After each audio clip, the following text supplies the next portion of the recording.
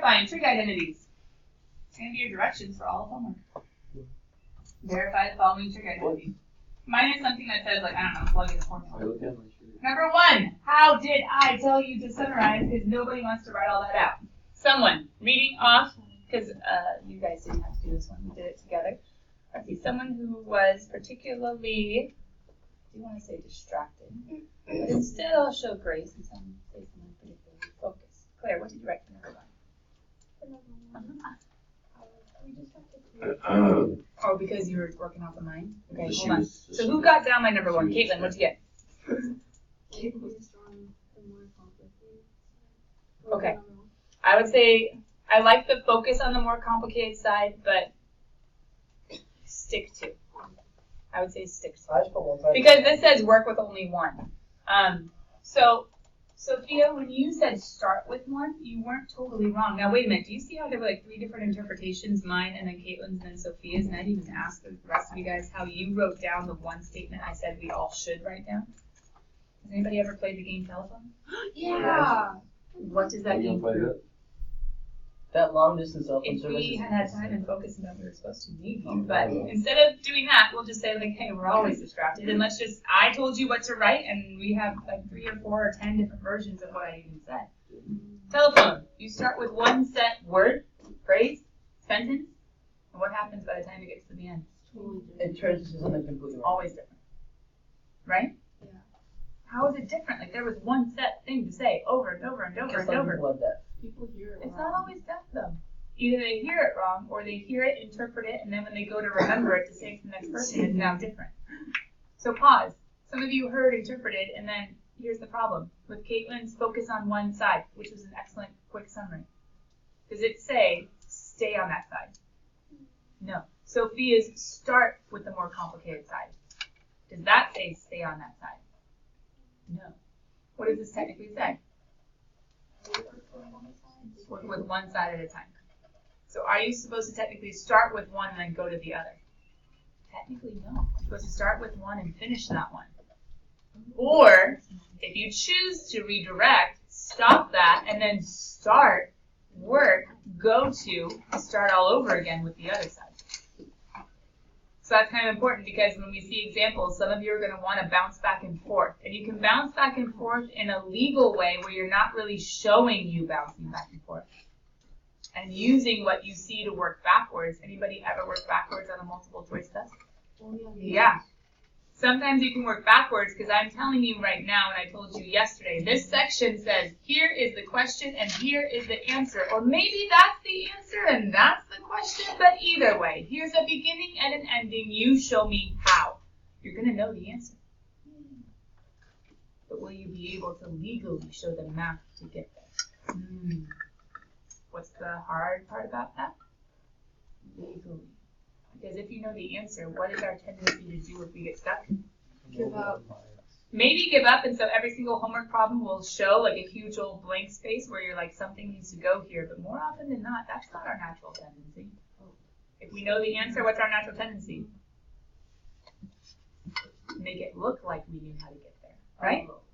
You start, and then you see it, and you're like, and then sure, ta-da, right? Right, that's our natural tendency, let's be honest. True, you kind of fake it till you make it. So, we're going to see how that's going to get a bit complicated in number 1. Number 2, how'd you summarize group number? You guys, does anybody have just show brownie points right now? I don't want to call out people and have you be like, no, we didn't do it. Who has something for number 2? Sophia.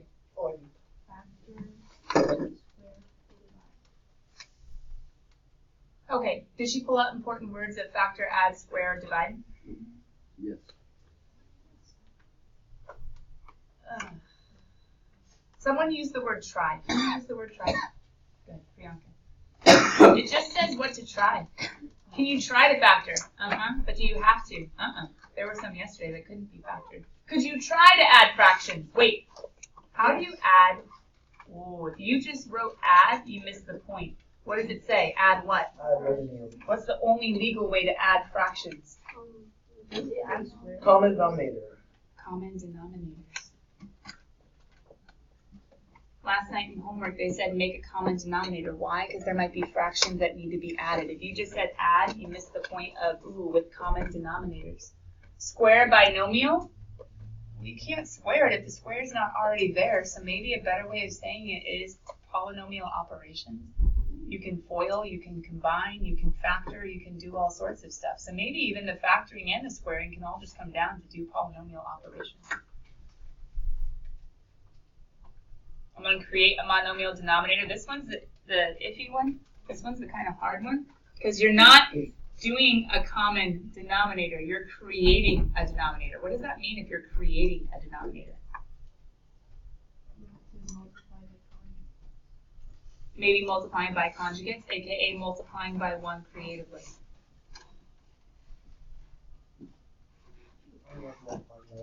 And you could put conjugate, because conjugate is going to be one that could come about. Multiplying by 1. So you're putting in a denominator that wasn't there before, but you can't just randomly put in a bottom without also putting in a top to make it balanced. Number 3. Can we use that word try again for look for opportunities, right? Try to use what? What are the identities? The big old table from yesterday. Try to use identities or rearrangements of identities. But hold on, there's a whole other 2 or 3 sentences there. So how'd you guys summarize? Yeah. I just sort of briefly wrote sine and cosine, secant and tan, and cosine and cotangent. Because you could just do the abbreviations of each, right? Yeah. So sines go with cosines, secants go with tangents, cosecants go with cotangents. That's good. But then what's that in between sentence?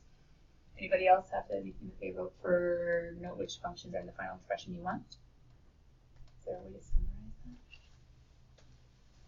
Look for functions. If not, use cosine, sine, secant, tangent, cosine. I like the idea. You're pulling out good words, but it's not getting the idea yet. So let's improve on that. Alex says look for functions. Are we just looking for any functions? Look for identity. That's what the first sentence says. Try identities. But what's the second sentence? That's the one that no one's touched on yet. What's it saying? Note. Note what? The ones that are in the final expression. So you've chosen the side. You're working with the side. I told you that you're given a question and an answer, or an answer and a question. It's kind of confusing who's what. But if you're working with one, what is this one telling you to do? You're allowed to consider the other. You're working with the one, consider the other. Now don't go working on the other side, or don't go moving stuff to the other side, but if you're working with one, if you're choosing one, right, the more complicated one, keep looking at the other and saying, what are you? How do I get to you? Yesterday, do you remember how I wrote the word secant down here as the final answer? Why did I like it when Alex said 1 over cosine? What was he thinking? How to get to secant backwards, right? He was looking at the secant and saying 1 over cosine because he wasn't sure how to go this direction. He went that direction. Is it good for your brain to be thinking that? Yes.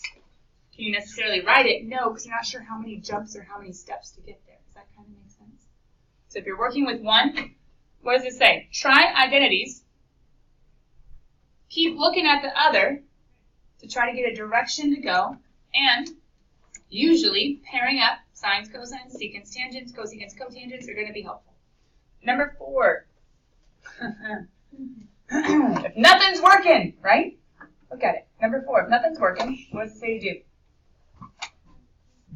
Make everybody sines and cosines. If you have tangents and cotangents and cosecants and secants, if nothing else is working, number 4 says just make them all sines and cosines. Nothing else is working. Make them all sines and cosines. And number 5 says what? Always try. Always try. And if you hit a dead end, well, at least you've learned what way it doesn't work. Go back and try again. If you want to look at any of the great inventors throughout the entire, 18th, 19th, 20th centuries, they had a lot of failures before their success. I haven't figured out. I haven't tried. I just figured out 10,000 ways it does not work. Yeah. Oh, yes. That was what's his face. The light bulb dude. Depends on your perspective. If you're like, I failed, instead of like, well, that didn't work, try something else. Optimistic, pessimistic. But sometimes life has made you or influenced the way you look at things. So sometimes there is a retraining that is necessary. I'm not trying to say that you're naturally stuck in whatever outlook you have. There is hope. Life can knock down an optimist, but hope can be given to a pessimist. Anyway, we're going to come back to section 5.2, but let's go peek at 5.1, because all of 5.2 needs you to have the 5.1 skills. Skills? Yeah, skills. Like, you know some formulas. Isn't that what 1, 2, 3, 4, 5, and 6 has you check? Skills. Homework files open, color pens, get ready, we're going to go fast. Skills. 5.1 was building skills. Bonding skills. If you could be trying factoring, well, okay, do you know what a factor? If you can be trying adding fractions, did you figure out the whole common denominator thing? You can be trying to use identities. Well, how did it go using them in 5.1? Number 16, after all those just plugging in the formulas, number 16 matches with B, but all the rest of homework, I think, was trying to get as simple as possible. Now remember, what you have might be an earlier step to what they have. So if it's different, write down what they have, not in an ashamed way, just in a, I wonder if mine could get there, or I wonder if mine makes sense. I wonder if I did anything illegal, or I just didn't know how far to go. For instance, for this one, you could have also written, because maybe you thought it was simpler, and you're not wrong, sine to the fourth all over cosine squared. Maybe you went there. You're not wrong. You're not wrong. Just, they said, whatever, tangent, sine, we're done. There are two different trig and there's no division. This one has two different trig and division. I'd rather have multiplication than division. But that's okay. You wouldn't have been wrong. You just stopped at a different place than they did. Number 32. It was impossible to factor until they matched. So you had to actually use the identity to get a quadratic. Who likes a negative in front? Nobody, before you could legally factor. Some of you didn't realize, you just saw the squared and said factor. You didn't realize those don't match. I can't factor an x squared plus 3y plus 3. That's illegal. Where did the, after the first step, where did the 1 go? In this one? Oh, 1 plus 3.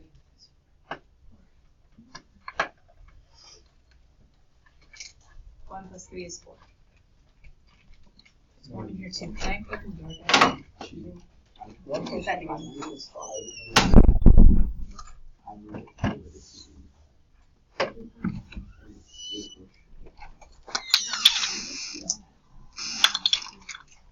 She quiet.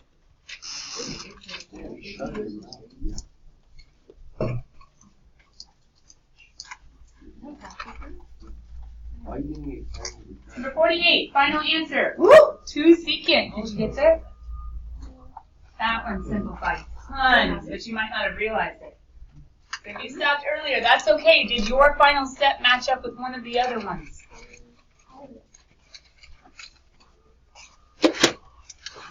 But 2 secant, that one simplified way down, like the one kind of in class. Number 54 was like our last example yesterday. Plug in and simplify. Number 54 was like our last example from yesterday. Plug in and simplify. Let me show you what happens with that one. In just a second. Trying to give people a chance to look at this one first.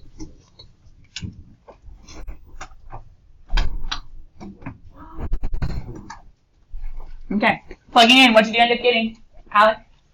Okay. 7 cosine of theta. Not sine. It was illegal. No, there could not be a minus. Because if you tried to distribute this and say 7 minus 7 sine of theta, you killed a puppy. This factor is to be 1 plus sine and 1 minus sine. There is no perfect square to get rid of the square root any other way besides a substitution that says, oh, it's a multiply, not a subtract. I can do that. 7 cosine of theta times 7 cosine of theta is 49 cosine, or 49 cosine squared of theta. But if you want to be really snazzy, technically, they should have written plus or minus. Because with trig, positives or negatives are legal. So technically, you could have even written a better answer than they did if you did plus or minus. Questions all over the place. Bianca. Are you supposed to, because in the example, they did the absolute value around. You could have done absolute value instead of plus or minus. Technically, In this context, they mean the same. Because the square root of a squared is an absolute value, but when you go to solve an absolute value equation, you say, hey, you could have come from a positive or come from a negative. So that's how they technically match up. Same question. Sophia. For the 49 minus 49. Sign square. Oh, PEMDAS says multiply before subtract. So I can't do 49 minus 49 is 0. Oh, And I, God. yeah, and I can't distribute the square root because of that third binomial operator. Can you go back to 48. Yeah. You want me to talk about it too? You just want to look at it. Yeah, it's just Oh yeah, because he was a big one. And it probably would be really helpful if you saw, just in case something did go wrong, what that first step should have been. They were getting common denominators. Okay, any other homework? Sorry, did I miss any evens? I can keep on scrolling, but I'm having this on the screen. Okay, any other homework questions? Okay. 49? 29. Anything else besides 29? 32. Anything else? Okay, I'll leave this up on the screen for one more second while I go get 29 and 32.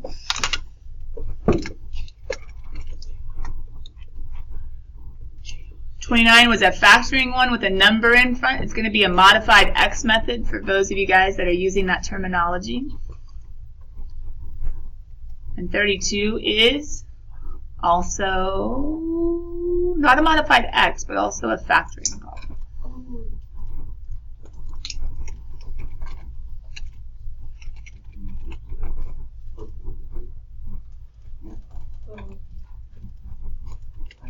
All right. Factoring. Can you do it if it's trig?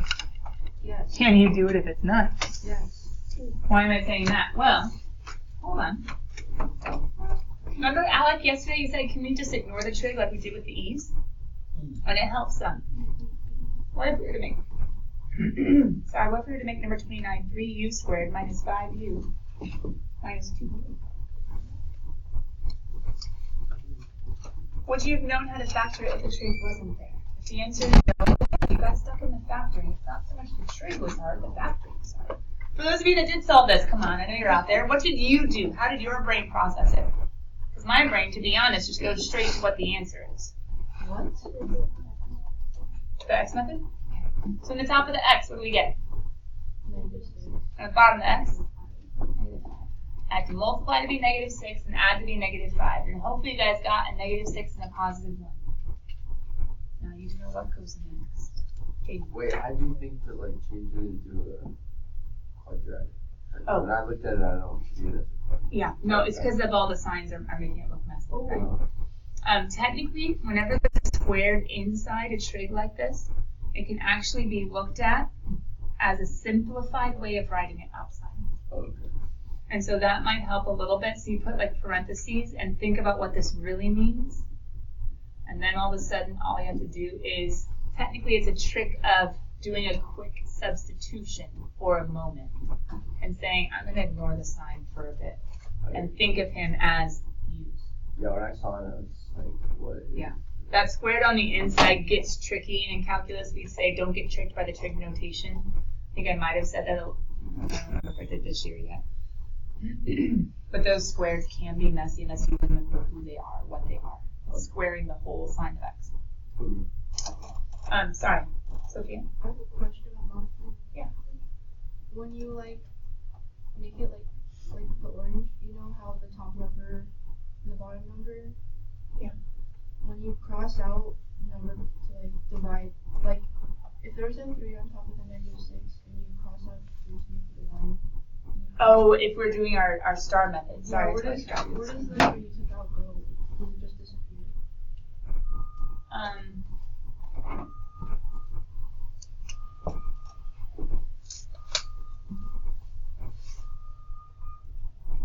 It ultimately came from somewhere else. If it crosses out, it ultimately came from somewhere else, so it returned to where it came from. Let me try to show you what I mean. Ready?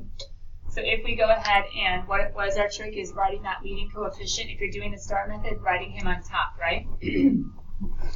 So then this 3 over 1 I can use as a 3u plus 1 if you're using that trick instead of the table.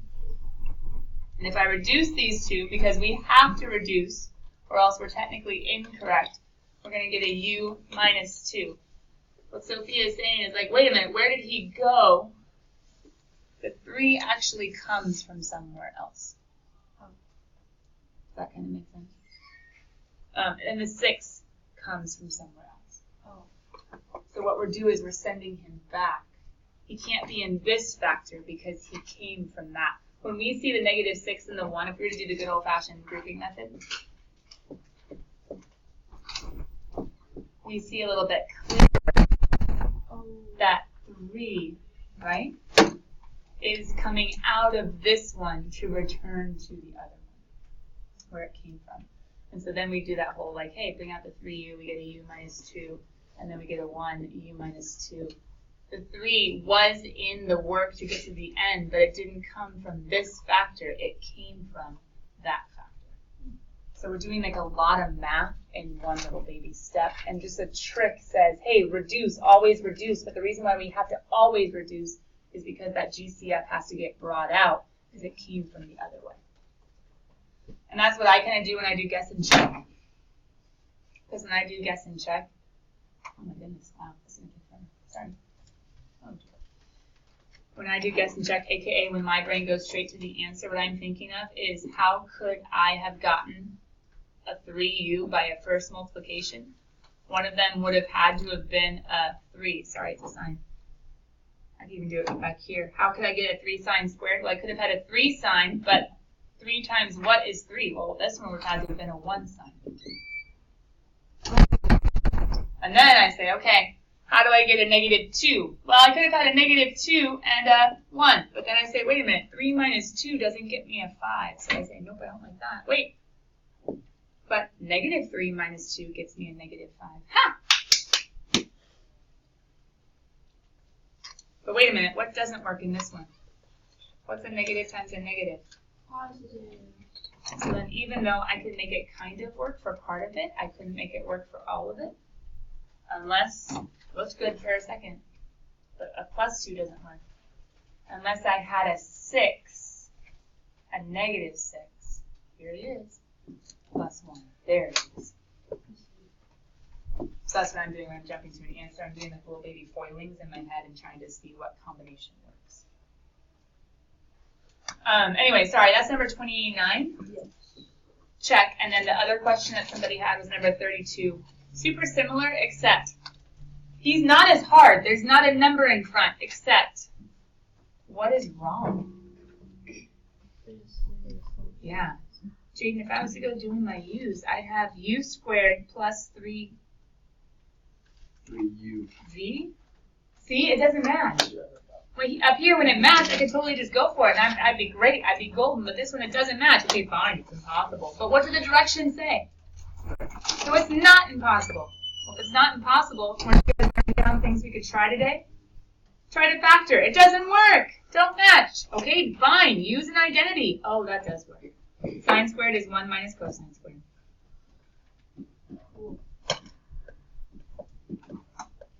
I always want my squared term to go in front. The 1 can combine with the 3 to be a 4.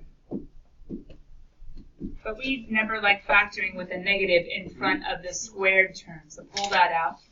Now what they didn't do is they didn't do that whole u sub that some of you might be finding really helpful to ignore the signs for a while. So you could ignore the cosines for a while and say u squared minus, wait, why is it minus 3? I pulled out the negative, yeah. Oh, not plus 4. Minus 4. But ultimately, the factoring wasn't super crazy hard. It was probably just the trig and the lack of matching at the beginning that we had to fix with an identity to get there. Because now at this case, or sorry, at this point, most of you should be able to do the factoring pretty easy. It's more helpful with you. Yeah, that's totally fine. You just have to remember, you're not done until you bring the trig back, right? You can ignore the trig, but you have to eventually bring it back. So I have cosine of x minus 4. cosine of x. There you go. Is that okay-ish? All right. Section 5.1, factoring is probably the hardest thing, and yet some of the other things definitely could have been hard. So for those of you that might have gotten stuck other places, didn't want to ask me today, something that you're still going to want to work on, but by doing section 5.2, we're going to be working on 5.1. That's a nice thing. So over here, remember, we're not getting to any other quiz or test. We're just covering a few sections. We get to cover 5.2 and 5.3. Then we just get to final reviews at the end. 5.2 is today and Monday, with 5.3 being Tuesday, and then we're just final reviewing Wednesday, Thursday, and Friday. But guys, if 5.2 is the one that I'm taking 2 days on, what does that mean? It's important, number one, and number two, it's involved. It can be long. If you get stuck, it can be rough. So, quick heads up, this homework isn't due until Tuesday. However, we do need to do as many examples as possible, because if you don't start it this weekend, Monday's going to be a sad night. If you actually get homework done. The one that we just graded, guys, that was homework number 38. Maybe I'll already put it away. It's okay, we'll come back to it. Oh, you have it? 31. 31 was the one we just did, so this is 32. Okay, thanks. What do I have right here? A few extra notes. What have we not done yet so far?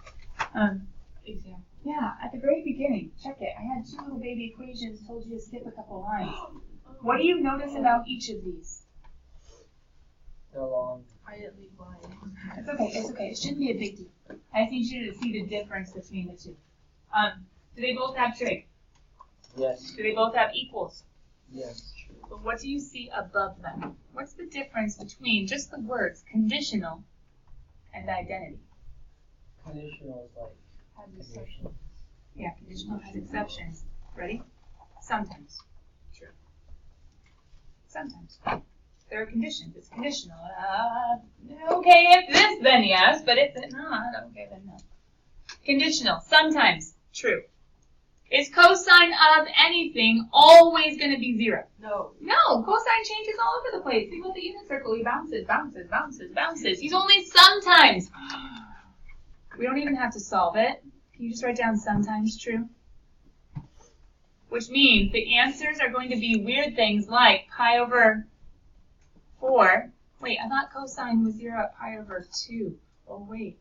Doubling pi over 4 is pi over 2. Oh. And doubling 3 pi over 4 is 3 pi over 2. And doubling 5 pi over 4. Only sometimes true. Identities, always true. Always true. Always true. Cosine of anything times sine over cosine of anything will always be sine of anything. Whether your theta is a pi over 4 or a 3 pi over 2 or a 1737 degrees, I don't care. Cosine of an angle times tangent of that same angle will always be sine of an angle. So, conditional, sometimes true. Answers will be angles. Identities, always true. I don't care about what the angles are. What's this section? Proving identities. So what do we not have to be thinking of? Unit circle. 5.2, Jaden and Sophia. 5.2, I do not need to be getting to angles and unit circles because I'm not looking for the sometimes. I'm just showing it's always true with my little properties and my math skills. So these few extra notes before we just tackle examples to the end. I used basically that homework problem from last night that was really tricky. Is there any way to do a sine squared minus a 3 cosine plus 4? No. There's no way to simplify that unless you think about factoring and say, I wish I could factor. I wonder if there's a way to use properties to make it into something I can factor. And this one, you might have no clue what to do until you say, it almost looks like something I can factor. Oh, if only the sine squared had a cosine in it. oh, there's a property for that. So sometimes we're just plugging in properties saying, I guess we could. And sometimes we're actually thinking ahead and saying, man, I wish I could do something here, but I can't. It's so close to, sometimes we think algebra. It's so close to factoring, but it's not. Oh, now my brain is like ding, ding, ding, ding. How can I change one? I can change that one. And then it'll be a quadratic, and then I can factor. So that's just like a way of thinking, a way of looking at it. You cannot assume the two sides are equal, so we cannot move expressions. Alec, what did you say? I'm gender fluid.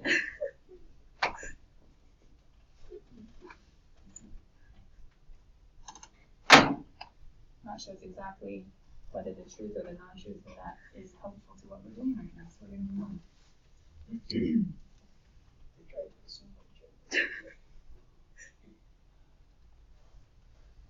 There's some things I don't appreciate about this language.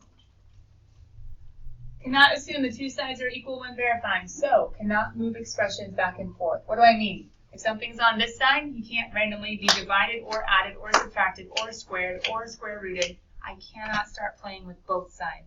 But didn't you write that down at the beginning of class today? Pick one and stick with it. Keep looking at the other one for hints. Pick one and stick with it. Until you give up on that one or it's not working, then say, maybe I chose the wrong one. A failed attempt is not a failure. It's just a pointing in a different direction. Okay, let me go start and do the other side. And then here's a hint. All those things that Bible was having you do are tools for you to use in Bible. So if you get totally stuck in a problem, go back and look at 5.1 and say, okay, how did I change stuff in the homework again? Hey, common denominators. I can use that in this problem. I'm going to go ahead and dual page. Some of you are still writing, I know. So I'm getting out the problems. I need you guys to see what these are going to look like. Yesterday, I told you puzzles. Puzzles? It's done. What? Yeah, they're telling me it's true. Great. It's not the point of the section. The point of the section is, can you get there yourself? Get where? I don't know. From this side, given, to this side, prove, or from this side, given, to this side, prove.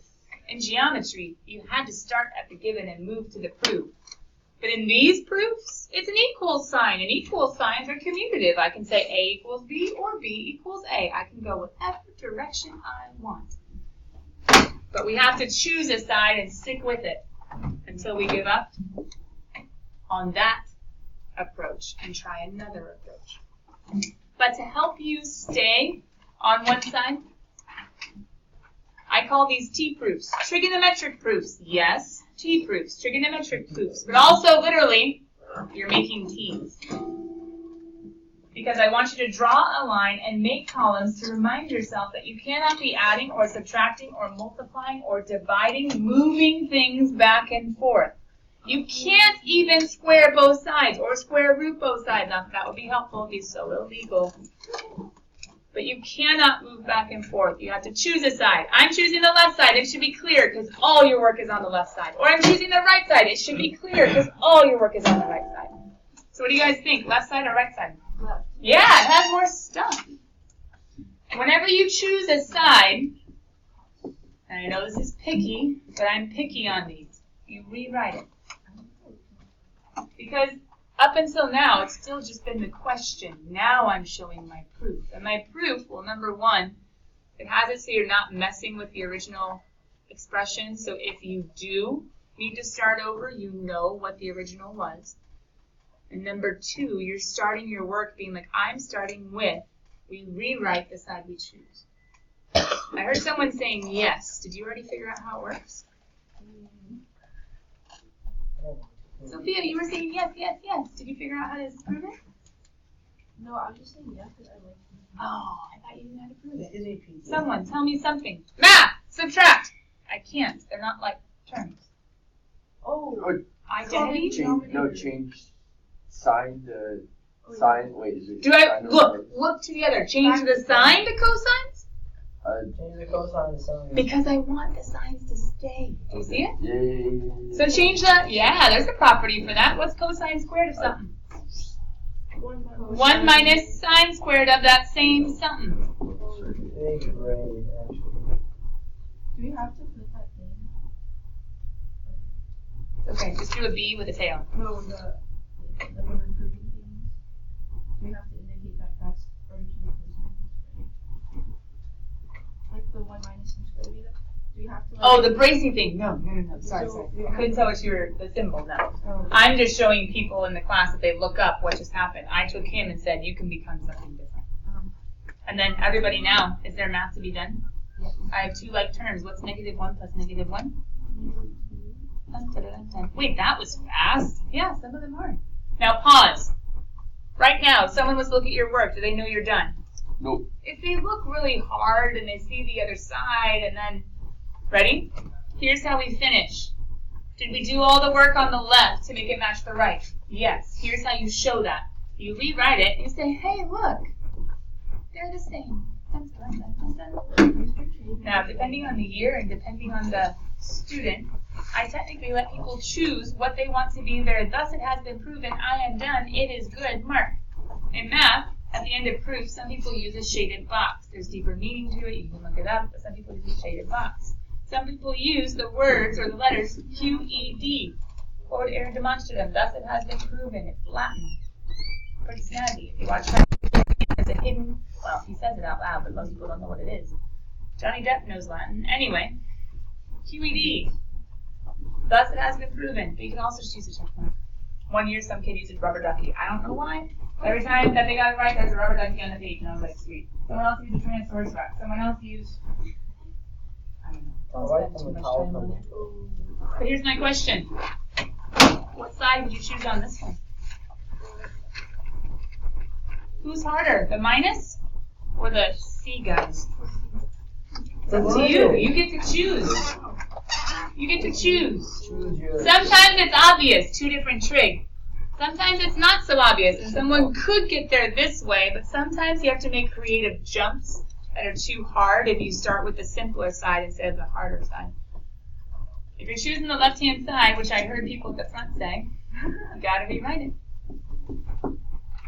I think I would have started there too. Now we do technically have some options. Can we do math? Can we divide? No. Can we change them all to sines and cosines? Yes. Can we use a Pythagorean with cotangent squared? That has to do with, Caitlin's found it. What is it?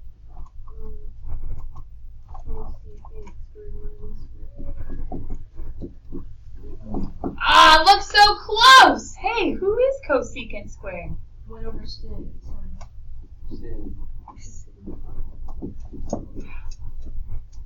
Ah, it's so close! Cancel the 1. No, I can't cancel anything out. There's no like terms or no matching factors. But what I could do is something called simplifying complex fractions and saying, hey, he's the worst of the 2 evils. What happens when I do sine squared over sine squared? How about sine squared times 1?